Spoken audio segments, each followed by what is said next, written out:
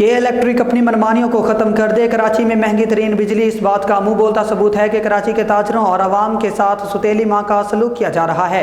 Chairman Sindh ताजर इत्तेहाद जमील पराचा।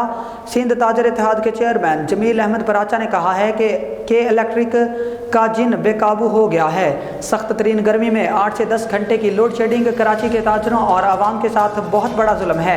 इन ख्यालात का इजहार ताजर इत्तेहाद के चेयरमैन जमील पराचा ने अपने ऑफिस में आए हुए ताजरों के एक वफ्द से मुलाकात करते हुए किया। अब बर्दाश्त की हद खत्म हो गई। अगर के इलेक्ट्रिक के निरखों में कमी ना की गई और लोड शेडिंग का खात्मा ना किया गया तो सिंध ताजर इत्तेहाद कराची भर के ताजरों का इजलास तलब करके अगला लायहा अमल तय करेगी, जिसमें पहले मरहले में बिलों की अदायगी रोक दी जाएगी। हम ताजर बरादरी की जानिब से हुकूमत वक्त chief justice of Pakistan, chief of army staff और सदर पाकिस्तान से मुतालबा करते हैं कि संजीदगी के साथ के इलेक्ट्रिक की मनमानियों का नोटिस लें। अगर हमारे मसले का हल ना किया गया तो कराची की ताजर बरादरी सरापा एहतजाज होगी।